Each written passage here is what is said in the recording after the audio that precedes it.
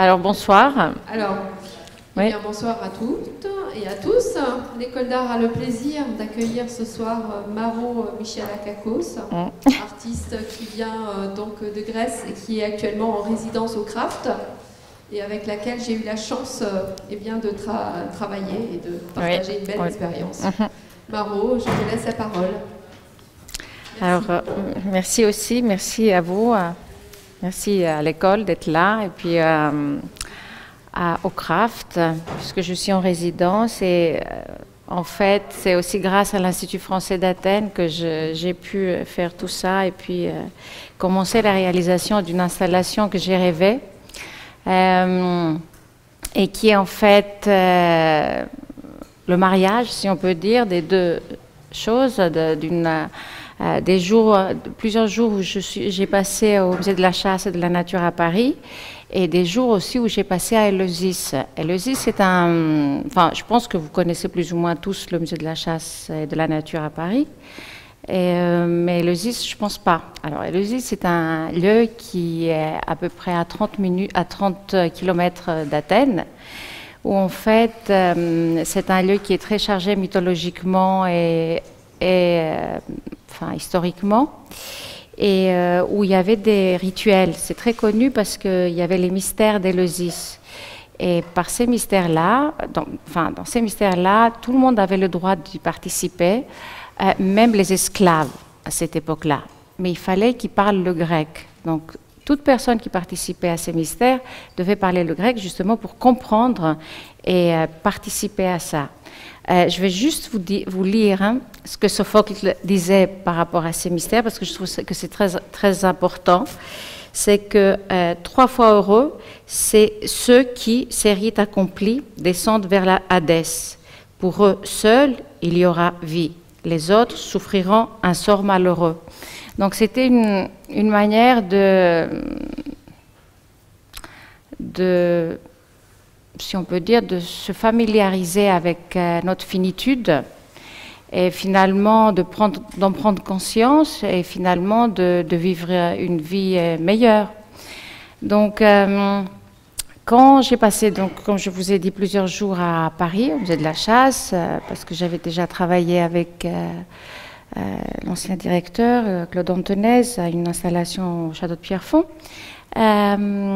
J'ai fait plein de dessins et tout ça, mais il y a un moment où c'est un passage entre deux chambres où en fait on traverse et on entend quelque chose. On soulève les yeux et on voit une vidéo sur le plafond où il y a des oiseaux qui passent et en fait c'est une chasse d'oiseaux, mais entre les oiseaux, entre eux-mêmes. Et après, j'ai voulu faire une proposition pour une installation à Éleusis, donc de ce lieu-là où je vous ai dit, qui est aussi lié à Dimitra, Perséphone, le mythe de Perséphone. Et dans ce lieu, il y a un site archéologique très important et très beau, très chargé, mais il y a aussi ce qui a fait que c'était un lieu des plus beaux vraiment de Grèce, mais qui a été beaucoup détruit par l'industrie. Donc il y a là une distillerie d'huile où j'ai voulu faire donc une installation. Et quand je marchais dans cette distillerie, j'ai eu cette idée d'oiseaux qui volaient, de vautours. Et j'ai eu l'idée que ça serait bien si je marchais un jour où, tout le monde qui pouvait marcher dans cette distillerie qui est quand même déserte maintenant, et qu'on pouvait sentir les oiseaux qui volent, des vautours qui volent autour de nous, et par-dessus. Après, je me suis dit que ça allait être trop facile de faire une vidéo avec des vautours qui volent autour. J'ai eu l'idée après de voir en fait des ombres de vautours, mais ça aussi, je me suis dit c'est assez facile. Et j'ai trouvé en fait cette structure qui est en ciment et en fer. Et je me suis dit voilà, j'aimerais vraiment beaucoup faire des vautours, mais pas des vautours en résine, parce que les vautours en résine, ça n'a rien qui représente le cycle de la vie. Et je voulais donc faire des vautours blancs pour redonner aux vautours leur statut qu'ils n'ont plus dans notre monde occidental. Et la matière qui m'a semblé la plus juste pour les faire, c'était la porcelaine. Il y a plein de monde qui m'a dit c'est une folie, tu ne pourras jamais y arriver. Parce que c'est des vautours de taille réelle, donc ils font 1 mètre. Enfin, en tout cas, le prototype que j'ai sculpté fait, voilà, 90 cm. Et finalement, je me suis retrouvée là, et je suis très contente. Donc, je suis au craft, en train de travailler voilà, cette maquette. Je travaille aussi beaucoup l'aquarelle.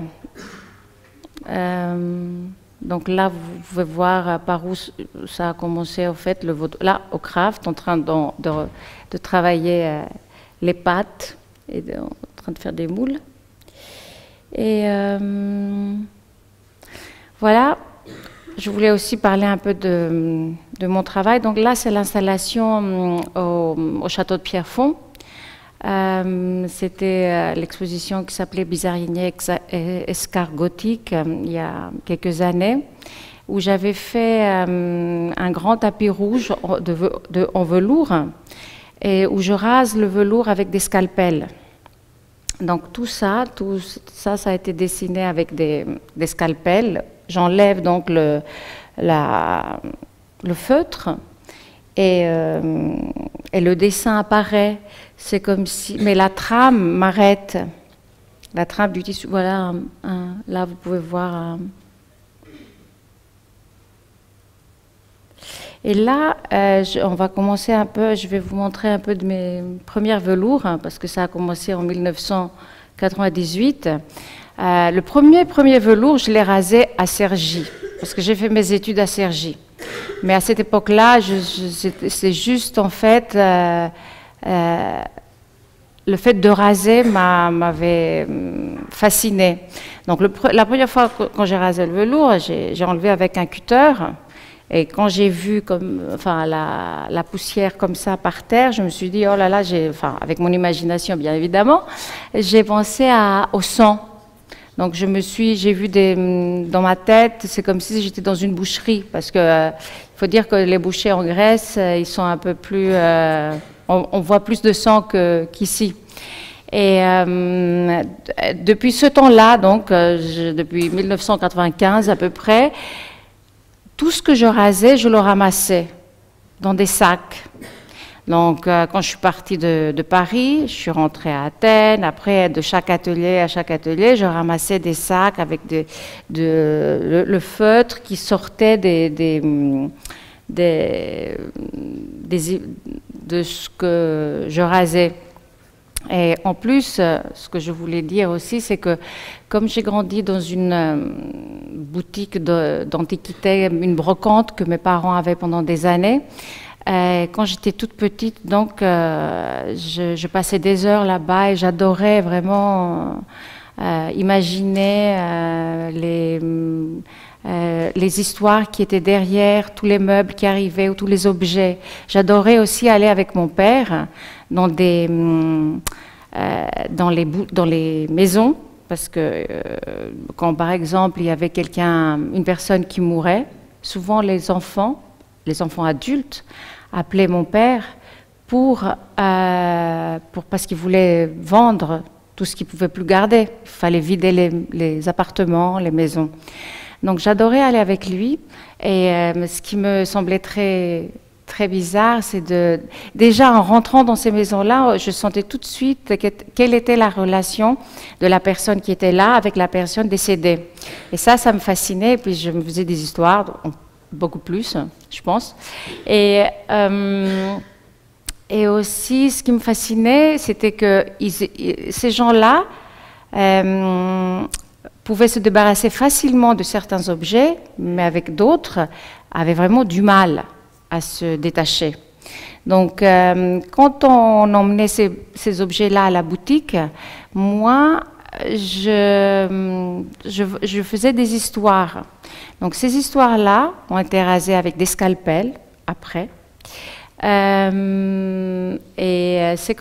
après, je prenais des meubles, comme vous voyez là, et c'est comme si, en fait, je parlais de ces histoires des personnes qui avaient vécu avec ces meubles, qui avaient passé leur vie. Voilà. Voilà, c'est une pièce qui s'appelle Miroir, Miroir. C'est encore un miroir que j'ai trouvé à la boutique. J'ai enlevé le miroir et à la place, j'ai mis le velours. Et ça fait aussi, bien évidemment, appel à Blanche-Neige et Miroir, Miroir et tout ce qui, voilà, tout ce qui va avec. Voilà, ces deux chaises. Et en fait, ce que je voulais dire aussi, c'est avec le scalpel. Le cutter, au début, j'allais très vite, donc la trame du tissu pouvait pas me retenir, et des fois je déchirais le tissu. Donc ça voulait dire qu'il fallait que je reprenne, mais la pièce était plus ou moins détruite, où il fallait trouver des solutions, mais qui n'étaient pas... Bon, j'avais trouvé des solutions, je collais avec un petit bout, je voyais, mais je n'étais pas contente. Donc après, j'ai rencontré un chirurgien qui m'a dit, moi, j'ai ce qu'il te faut. Donc c'est des petits scalpels qui sont comme des petits cuillères, des petites cuillères. Il y a des dentistes aussi qui utilisent ça, et les chirurgiens orthopédiques. Donc j'ai trouvé ça, et avec ça, vraiment, je pouvais tout enlever. Je pouvais même faire des dessins. C'est en fait comme si on grave. On grave le velours. Et pour moi, à cette époque-là, mais je me suis rendu compte bien plus tard, c'est que, en fait, je voulais voir la fin. Je voulais découvrir la fin. Je voulais comme si, voilà, il y avait quelque chose qui m'arrêtait. Parce que ce que je vous ai pas dit, c'est qu'au début, je faisais de la peinture. De la peinture, mais sans fin. Il n'y avait pas de fin. C'est-à-dire que je pouvais continuer sans fin les toiles. Et ça m'angoissait terriblement. Donc, voilà, j'ai trouvé la manière de faire face à la fin, enfin, symboliquement. Hein. Là, ce que vous voyez, c'est... j'ai fait des marqueteries aussi, donc c'est des tables. Là, c'est une table qui s'appelle In Between, donc entre, et ça parle de la distance... bon. À cette époque-là, je me disais que c'est la distance avec l'autre personne qu'on a en face de nous par rapport, enfin, dans un couple, par exemple. Mais pareil, en grandissant, je me suis rendu compte qu'en fait, les deux paires de mains, elles étaient à moi. Donc, ça parle plutôt d'une relation de moi avec moi-même. Enfin, et oui. Je voulais dire quelque chose, j'ai oublié. Voilà, ça va peut-être venir. Donc, je me suis beaucoup inspirée aussi, comme vous avez vu avant, Miroir, Miroir par rapport à Blanche-Neige. Là, c'est une autre pièce qui est inspirée aussi par un conte. C'est donc le conte Peau d'âne, mais avant le conte de Perrault, il y avait le conte des frères Grimm qui s'appelait Allerlei Rauh. Et voilà, c'est une pièce en fer forgé. Donc, comme vous voyez, je touche à beaucoup de matière. À partir du moment où j'ai une idée, et puis je sais pas qu'est-ce qui vient en premier, l'idée ou la pièce, ou je pense, en tout cas avec ça, que j'ai découvert au moment où j'étais en train de réaliser cette pièce, j'ai découvert le conte que je connaissais pas, même si je sais qu'en France il est super connu, mais en Grèce il n'est pas connu ce conte. Donc j'ai découvert ce conte, je me suis dit bah voilà, c'est un conte quand même qui pourrait aller très bien avec la pièce que je suis en train de faire. Donc les choses des fois se font, ou bien justement parce qu'il y a quelque chose qu'on a dans notre tête et que on a tendance à voir et à entendre ce qui nous parle à ce moment-là. Donc les choses viennent et collent. Là, c'est encore une table en marqueterie, c'est le poulet dominical. Et donc, ça fait allusion aussi au poulet dominical, au repas de dimanche, avec tout ce qui peut se passer autour, pas-dessous, enfin. Voilà, le poulet en marqueterie, encore. Une installation que j'ai faite au théâtre d'Athènes, au théâtre national d'Athènes, et c'était en fait où on entendait des applaudissements, et c'est un tapis rouge où il n'y a pas de rasoir, il n'y a rien de rasé, et en plus dans ce théâtre où les applaudissements, enfin, je veux dire que c'était le message était très bien et tout le monde pouvait bien comprendre. Hop, là, c'est une autre installation avec encore un velours et des visages qui sont cachés, une porte.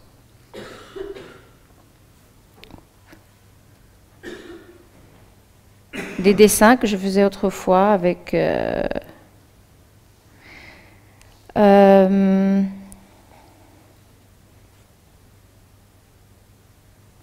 c'est une sculpture, c'est une aiguille, et par le chat de l'aiguille, il y a un serpent.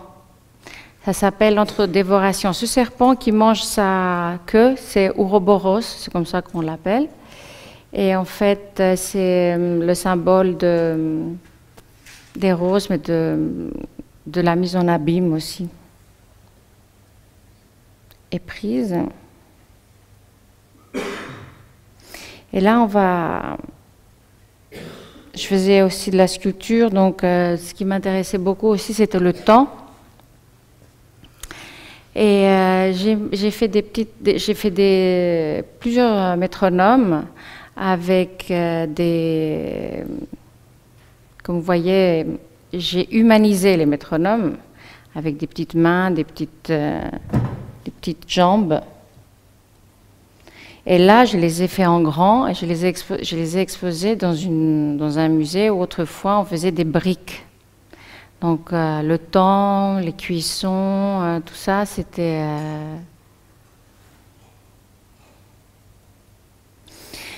Là, on arrive à une installation qui s'appelle L'Amore. Et c'était pareil, je ne sais pas, pendant que j'étais en train de la faire, je me suis souvenue d'un film que j'avais vu un soir chez moi à Paris, c'était à Paris, qui s'appelait L'Amore. Et c'était en fait, c'était avec Anna Magnani, c'était de Rossellini, et c'était basé sur la voix humaine de Cocteau. Et en fait, comme vous voyez, j'ai fait, voilà, il y a 3 éléments qui sont connectés par des tuyaux. On dirait de la porcelaine, mais non, ce n'est pas de la porcelaine, c'est de la résine, mais bien comme si c'était de la porcelaine. Et voilà, c'était une installation où, enfin, j'ai une histoire drôle à vous raconter, c'est que le soir du vernissage, j'ai un ami qui est venu, qui a pris une photo, et le lendemain, il était en train de conduire pour aller à son travail, et à la radio, on a dit, envoyez-nous une photo de quelque chose qui est vraiment très, très, très étrange. Et vous pouvez gagner c'était avant la crise, je pense, et vous allez gagner 2 voyages à Barcelone. Donc il a envoyé cette photo, et il a gagné. Et on l'a appelé pour lui demander, mais qu'est-ce que c'est ça? Voilà. Hein?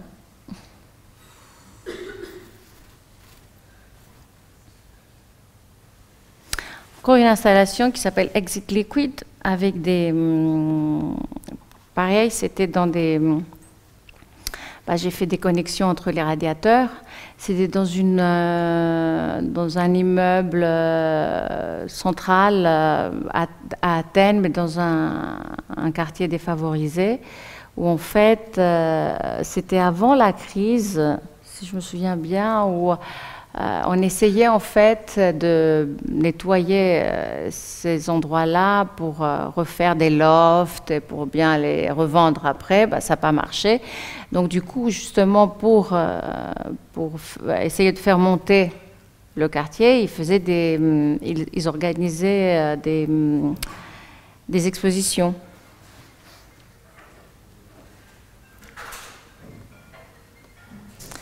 Et donc là, en 2009, j'ai commencé à beaucoup m'intéresser aux animaux et à trouver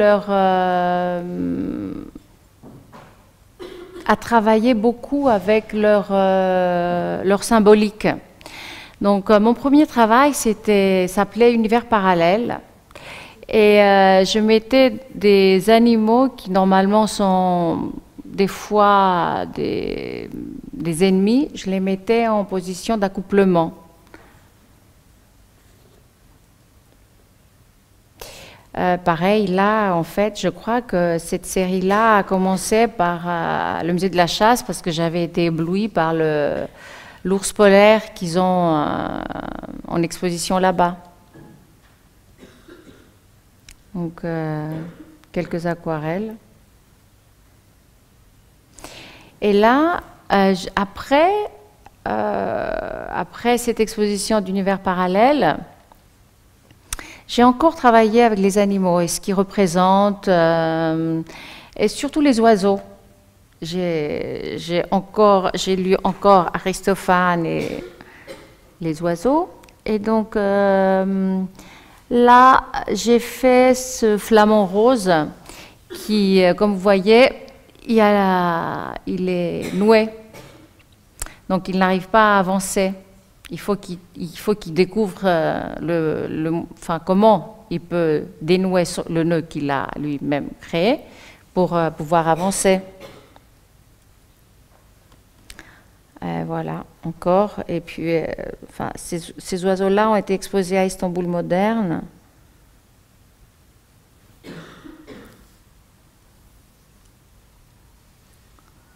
Et voilà encore, donc, j'expose après ce fameux tapis qui a été exposé au château de Pierrefonds en France. Je l'expose dans une galerie à Athènes.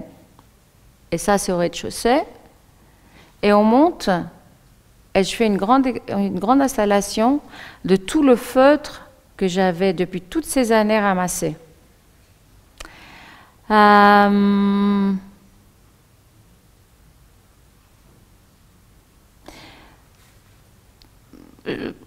Oui, c'était une pièce, pour vous dire, ça fait 4 mètres de haut. C'est assez grand.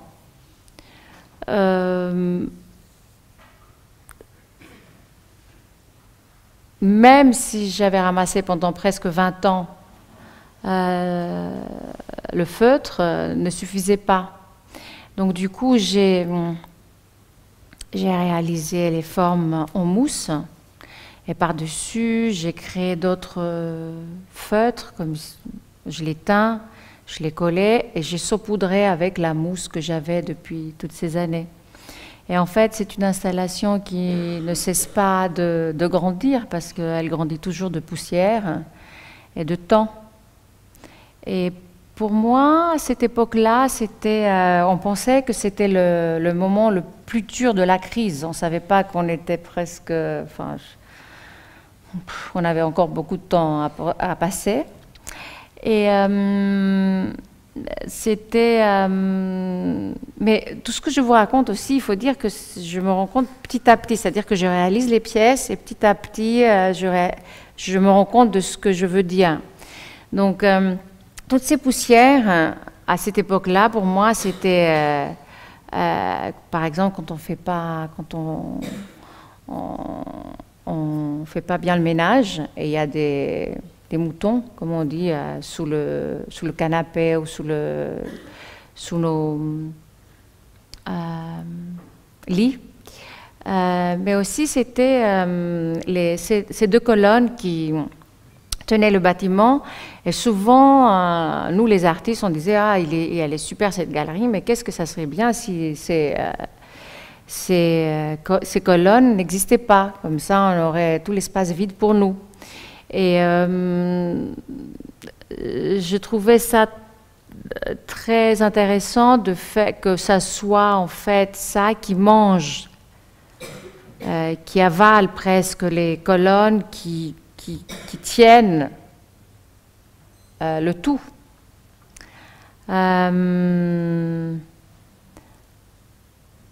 Et en fait, cette pièce-là s'appelle Happy Days, Oh les beaux jours, de Paul Verlaine, et Happy Days de Beckett. Et Beckett a pris le titre par Paul Verlaine. Et voilà. Mais il n'y a pas de Winnie ici, et puis il y a les colonnes.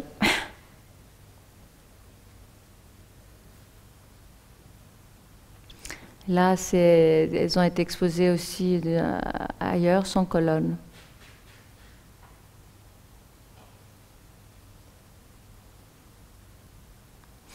Là, c'est une installation que je rêve de faire. Elle n'est pas encore faite. Où les fenêtres de cet espace ou d'un autre espace vont être couverts de velours rasé. Il y aura donc le soleil qui va passer à travers, qui va rendre rouge la salle. Et puis, par-dessus, il y aura de la neige rouge, donc du feutre rouge qui va tomber tous les jours, qui va former des tas, et que petit à petit, on va le ramasser. Et voilà, il y aura ce cycle-là qui va sans arrêt. Une installation que j'ai faite au MAC de Lyon, avec, voilà, c'était... je me souviens plus combien de mètres, mais c'était pas mal de mètres, peut-être 35 ou quelque chose comme ça. Donc il y avait la trace d'un pneu qui avance, d'un pneu de moto.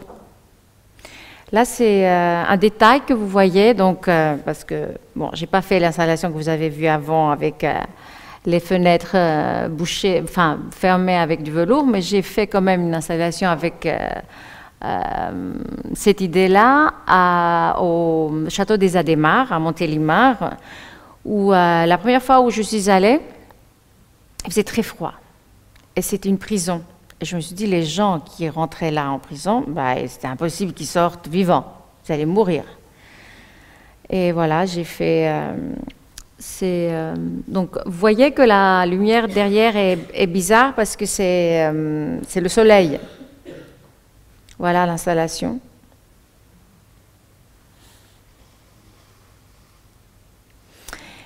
Et là, c'est d'autres pièces à la Galerie Neve à Istanbul, en Turquie.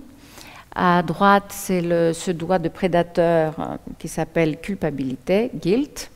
Et ici, c'est la méridienne avec les yeux qui s'appelle eye, eye. Donc, c'est moi et œil. Et évidemment, bien évidemment, s'il ne faut pas, je pense que je vous en parle, mais ça a à faire avec une connaissance de nous-mêmes, parce que c'est très symbolique, cette méridienne et les yeux et ce qu'on fait. Voilà, la culpabilité. Alors, suite à la suite des aquarelles, c'est Head Over Heels. Head Over Heels veut dire,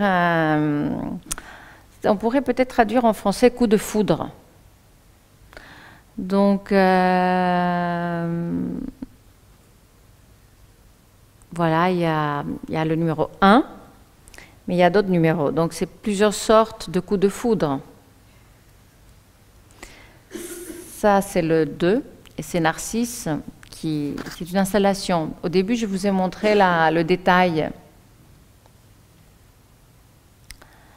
Une installation avec un miroir vide, où Narcisse attend quelqu'un pour l'emprisonner là-dedans pour qu'il puisse se regarder et se refléter. Head Over Heels numéro 3.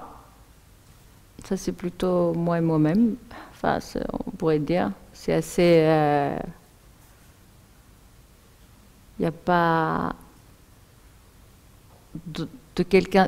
C'est comme s'il n'y a pas de distance. Voilà. Et là, je vais vous parler un peu d'une performance que j'ai faite il y a quelques ans, enfin, il y a 2 ans, où il y a un rituel en Grèce où quand on fait la commémoration des morts, on fait des gâteaux qui sont un mélange de sucre glace, de pommes grenades, du blé, et qu'on décore avec des fleurs, des dragées en argent. Donc, on m'a demandé 2 espaces d'artistes. On a dit qu'on allait faire un repas, un dîner, pour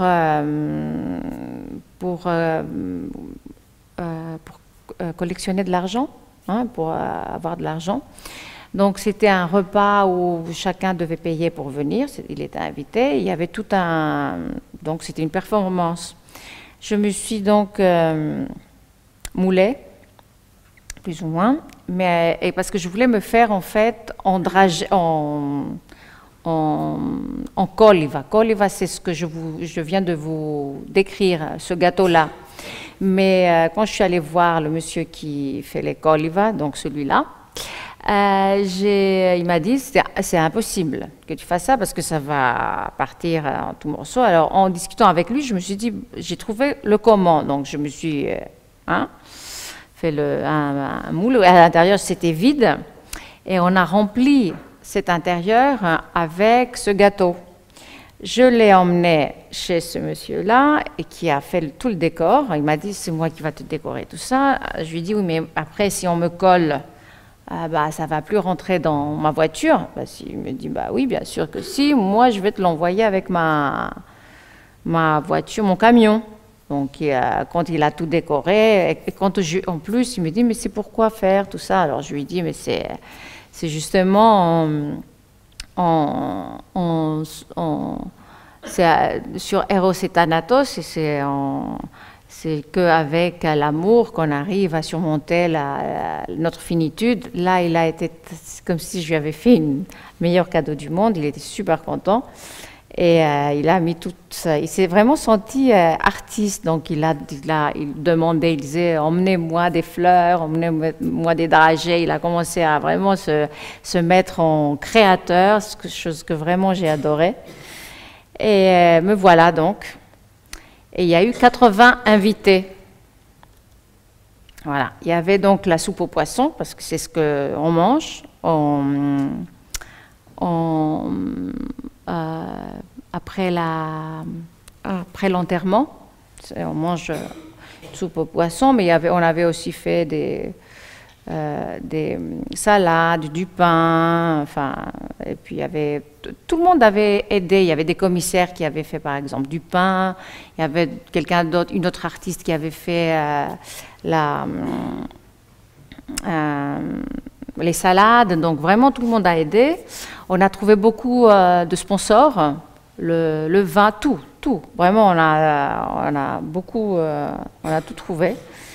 Et je suis allée demander à un chef pâtissier qui est quand même peut-être le plus connu à Athènes de réaliser des pâtisseries en forme en forme génitale de hommes et femmes. Donc là, vous voyez, je ne sais pas si vous arrivez à voir, donc je lui ai envoyé des photos de Lucio Fontana, des peintures de Lucio Fontana. On a travaillé ensemble, il a fait vraiment, c'était très très bon. Et donc quand c'est arrivé, tout le monde pensait que voilà, c'était la fin de la performance, parce qu'ils ont commencé à rire, ils ont commencé à... Et tout d'un coup, après, on a éteint les lumières et je suis sortie en fait avec un couteau et je me suis éventrée. Il y avait une musique assez populaire, une chanson qui parle du péché et d'amour. Et si l'amour c'est un péché, je suis une pécheresse, je t'aime jusqu'à la folie. Donc j'ai ouvert mon ventre. Et à l'intérieur, il y avait les coliva. On a mis les coliva dans des petites pochettes. C'est comme ça qu'on met aussi, dans des petites pochettes en papier. On les a donnés à tout le monde. On a poussé après entre guillemets, le cadavre, et on a dansé jusqu'à 4 heures du matin. Et ça, c'était vraiment... Enfin, on ne savait pas qu'on allait danser, mais c'est venu spontanément, et c'était ce qui était vraiment très intéressant. Vous pouvez voir, il y a une vidéo YouTube et sur Internet, si ça vous intéresse, vous pouvez voir la vidéo de la performance. Kiss me like you'll never kiss me again. Embrasse-moi comme si tu m'embrasseras plus jamais. Voilà, j'ai fait je ne sais pas si j'ai fait vite, mais j'ai montré quelques travaux. Si vous avez des questions. Oui? Oui, mais peut-être que c'est mieux si...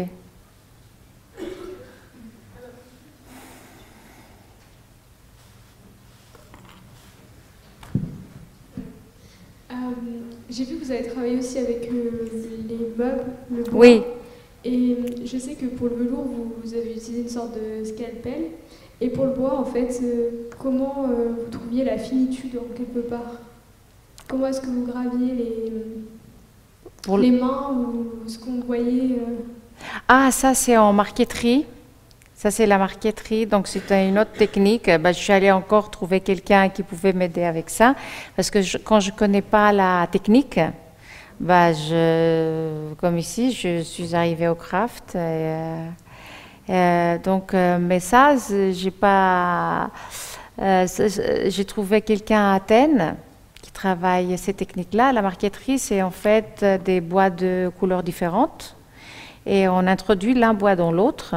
On utilise aussi, on le brûle aussi un peu, comme ça on fait une sorte les ombres, on travaille le dessin en coupant et en brûlant le bois et par interposition, enfin j'espère que je m'exprime bien, et voilà, c'est comme ça que ça se passe. Et ça s'appelle la marqueterie, mais c'est une tradition, vous pouvez trouver ça, je pense, en France facilement. Merci. Une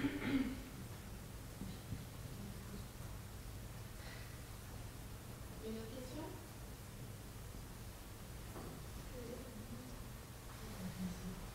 Oui. Je suis désolée, j'en ai une autre. Au contraire. Au final, je vais poser mes deux questions, comme ça sera fait. Je voulais savoir si l'installation avec les vautours allait être... si on allait pouvoir marcher, se balader dedans. Et l'autre... je ne sais plus. Mince. Oui, normalement, non. C'est-à-dire, si et non. C'est-à-dire qu'il y aura ce puits-là, normalement, mais il y aura d'autres vautours qui vont être par terre, autour, donc on pourra se rapprocher. Ce que j'ai oublié de vous dire aussi, c'est qu'en cherchant avec les vautours, parce que j'ai travaillé avec des ornithologues et des archéologues, voilà, c'est ce que j'ai oublié de vous dire. Je me suis rendu compte que chaque pays, chaque civilisation a une autre connotation pour les vautours. Donc, quelqu'un m'a parlé qu'en Inde, les zoroastres ont les tours de silence, comme nous on appelle. Les gens de l'Occident, on appelle ces tours-là les tours de silence. Alors, c'est des tours immenses où on emmène les morts. À l'intérieur, il y a des sortes comme si c'était des lits.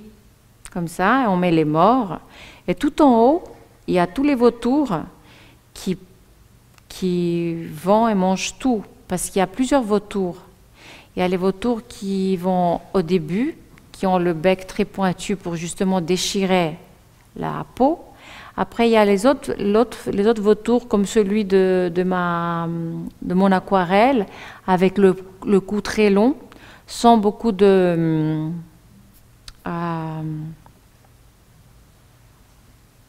comment on appelle ça? Voilà, les plumes. Justement parce que le cou doit rentrer dans le ventre. Et après, ils ne peuvent pas se nettoyer. Donc, il faut que le cou soit... qu'il n'y ait pas beaucoup de poils. Ni de poils, ni de... Et à la fin, il y a les derniers qui arrivent et qui mangent les os. Donc, il ne reste rien. Donc, c'est vraiment le cycle de la vie. Et je trouve que vraiment, ces vautours-là, ils sont tellement mal compris qu'il faut leur redonner leur place. Et la porcelaine, je trouve que c'est la matière idéale pour le faire.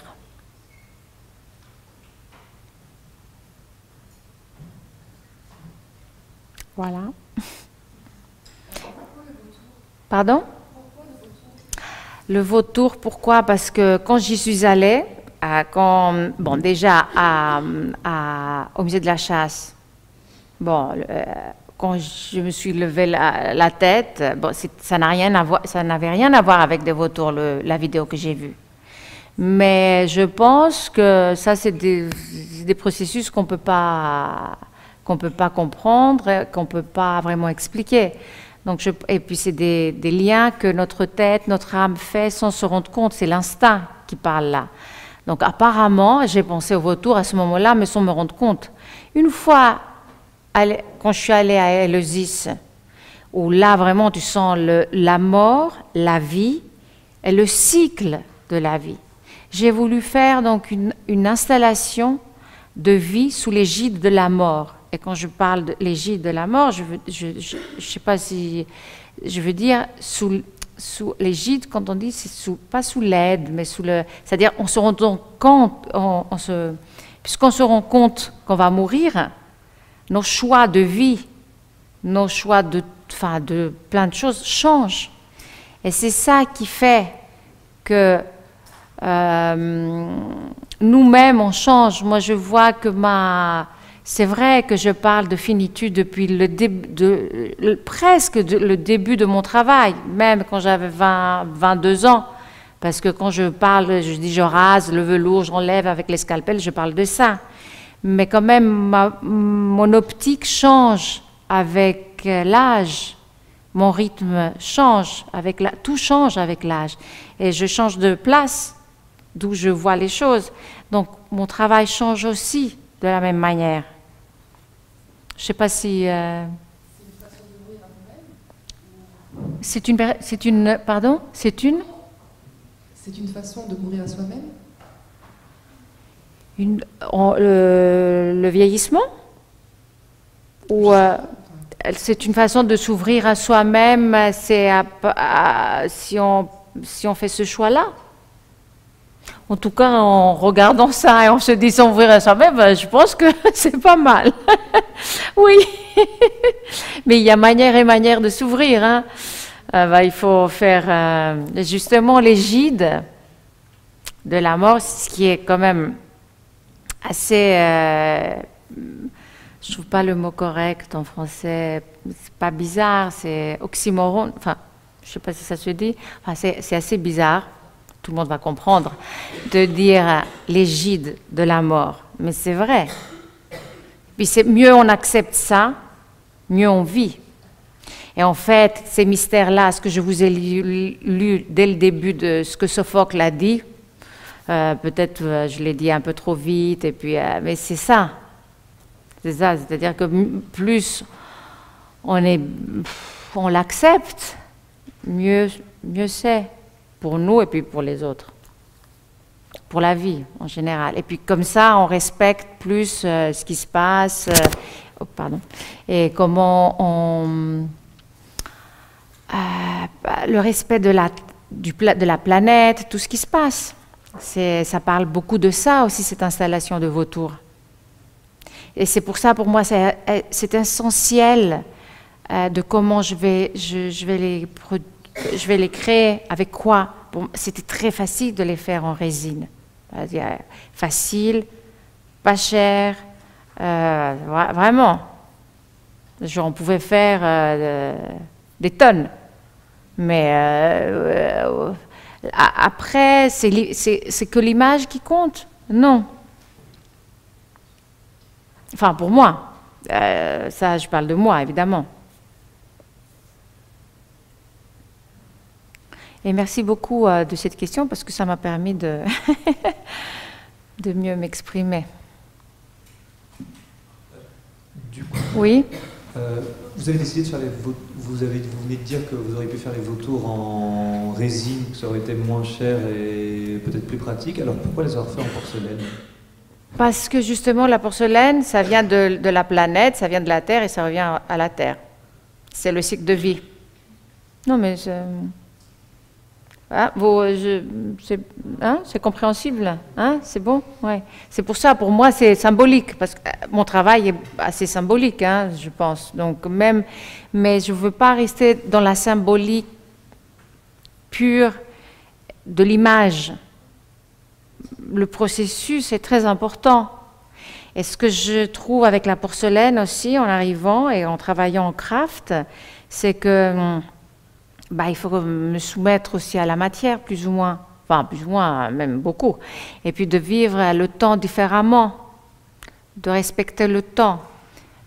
Chose qu'on a du mal à faire.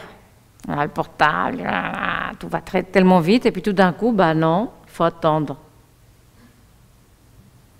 Ça nous oblige à voir différemment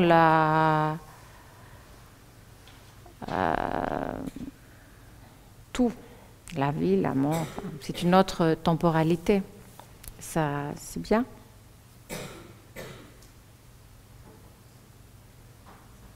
Oui? Non, Simon.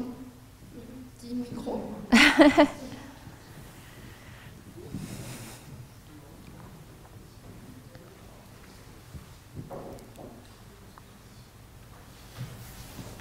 Oui, bonsoir. Bonsoir. Est-ce que vous exprimez votre... vous nous avez parlé de différentes matières que vous utilisez. Est-ce que vous faites aussi, je ne sais pas, de l'écriture, de la poésie, des choses différentes? Oui, mais je ne montre pas. Bah oui, évidemment. Enfin, pas évidemment, mais oui. J'ai beaucoup de calepins comme ça, à droite, à gauche, où j'écris, je dessine, enfin oui, beaucoup. Et donc ça reste caché ou vous... Je le cache pas vraiment, mais j'écris beaucoup par rapport à mon travail. J'écris des textes, tout ça, mais qui sont basés quand même beaucoup dans ce que j'écris pour moi, entre guillemets, que j'ai pas édité ou que j'ai pas montré, mais oui, c'est vrai que j'ai écrit, oui. Je sais pas peut-être un jour.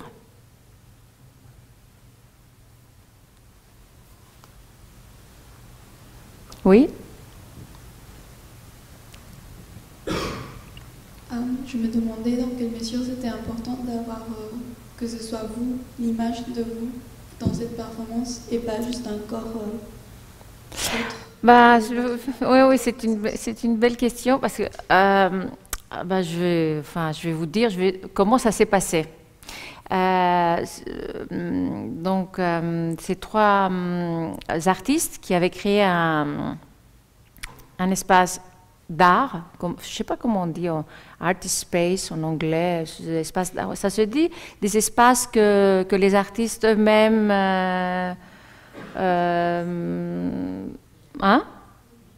oui, ça se dit comme ça, enfin bref, pas une galerie, c'était leur en fait atelier que de temps en temps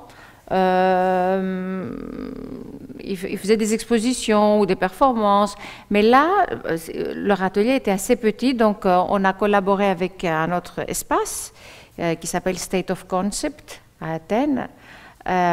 Et là, on a fait la performance parce qu'on avait besoin de plus d'espace. Donc du coup, ils sont venus chez moi un jour et on a fait un petit déjeuner un peu tard, mais bon.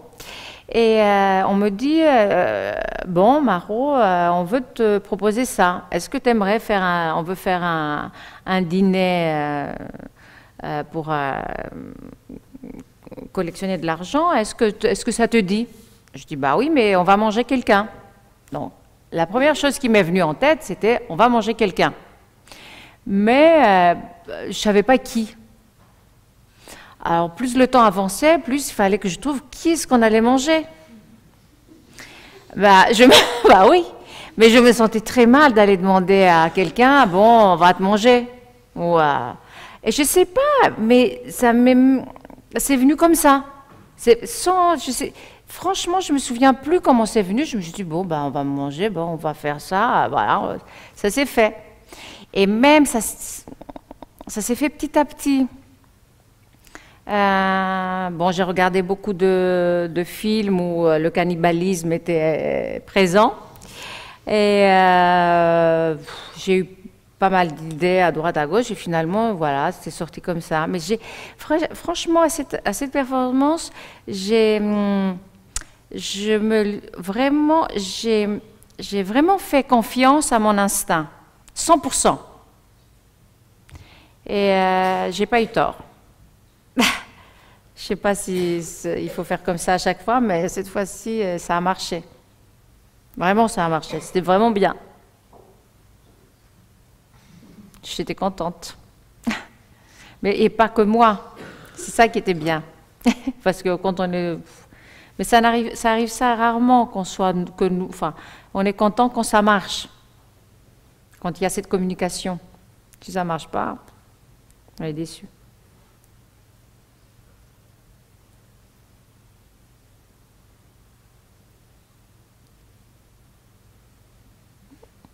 Oui?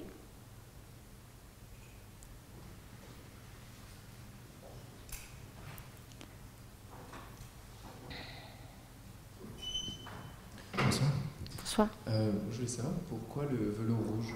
Vous avez montré du velours bleu à un moment, mais c'est surtout ça que vous faites. Ouais. Bah oui, bonne question aussi, parce que voilà, ça me permet de dire aussi des choses que j'ai oublié de dire. Le velours rouge, quand j'ai commencé donc à raser le velours, pour moi, il y avait pas, c'était que du velours rouge. Je ne pouvais pas penser à une autre couleur. Pour moi, ça n'avait pas de sens s'il n'y avait pas d'autre couleur, si c'était dans une autre couleur. D'ailleurs, c'est pour cela que quand j'ai commencé à raser, bon, le velours rouge, je vous ai dit le sang, nanana, et les premiers velours que j'ai rasés, c'était des formes un peu abstraites, parce que l'action de raser, que l'action d'enlever, de détruire un tissu sacré, parce qu'il faut penser à Byzance, au théâtre, donc c'est un tissu qui nous sépare, mais aussi aux églises orthodoxes, il y a du velours rouge qui sépare les gens de l'autel, où les femmes, nous, on n'a pas le droit d'y aller. Donc tout ça, c'était rouge. Et évidemment, petit à petit, bon, quand juste l'action du de rasage, j'étais un peu calmée, disons, avec ça. Après, je me suis dit, bon, je peux quand même faire autre chose. Mais j'avais, je sais pas, moi, 23 ans. Hein. Donc, je me suis dit, oui, mais quoi, rouge, hein? Fragment de corps, rien d'autre à faire. Donc, j'ai commencé à faire ça.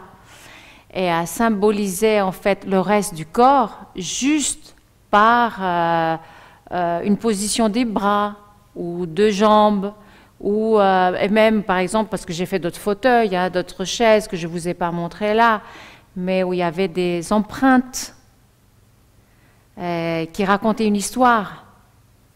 Voilà. Donc, petit à petit, Et puis, comme j'ai dit en grandissant, bah, j'ai vu qu'il y a d'autres couleurs aussi. Et c'est possible d'avoir aussi d'autres couleurs dans la vie. Et puis évidemment, le rouge, c'est l'amour, c'est la passion, enfin, il y a plein de choses. C'est la colère, c'est le sang, c'est je ne sais pas quoi d'autre, mais il y a beaucoup de choses. Mais il y a d'autres couleurs. Ah, j'ai commencé à faire du noir, mais que je n'ai pas là, en photo. Voilà. Je ne sais pas si j'ai répondu. Bon. Oui?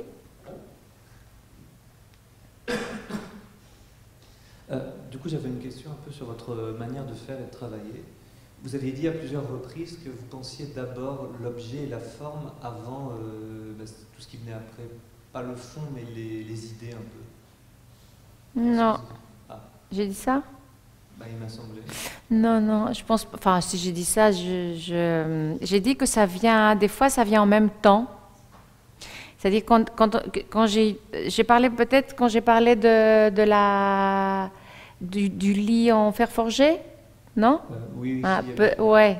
Bah, alors peut-être je me suis mal exprimée, hein, mais je veux bien expliquer plus ce que je dis. C'est-à-dire que je disais que des fois quand on a une idée, par exemple quand j'ai fait l'exposition à la galerie à Istanbul, Nef Gallery, j'avais une idée mais je ne trouvais pas le titre. Et je conduisais et j'écoute beaucoup la radio.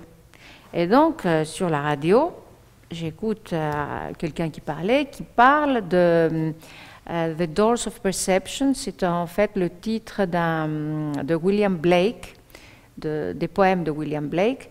Et je me suis dit, voilà, c'est ça le titre de l'exposition.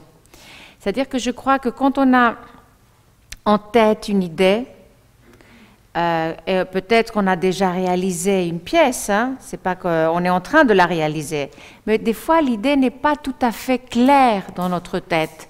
C'est notre instinct qui nous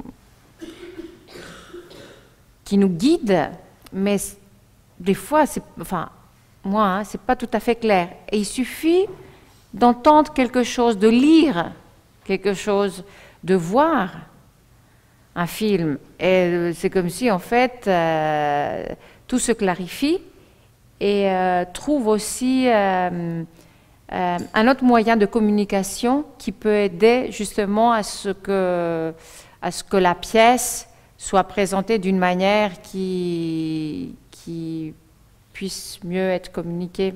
Et quand je dis communiquer, je ne parle pas d'une communication publicitaire, je parle vraiment d'une vraie communication entre les personnes.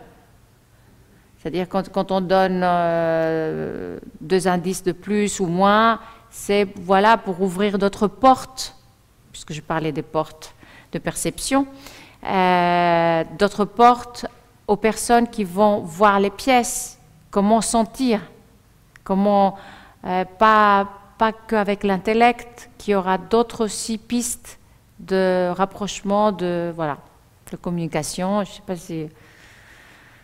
Hein?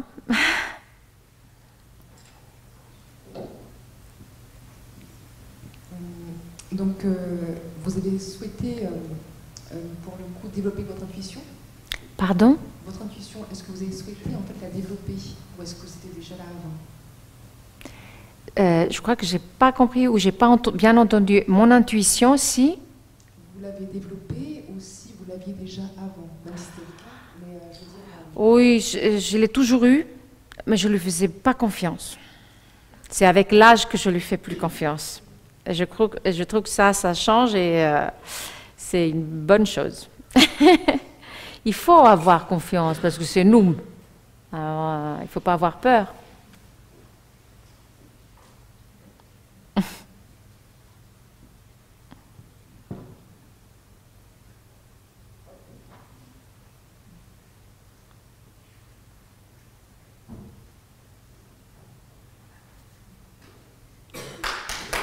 Bon, merci.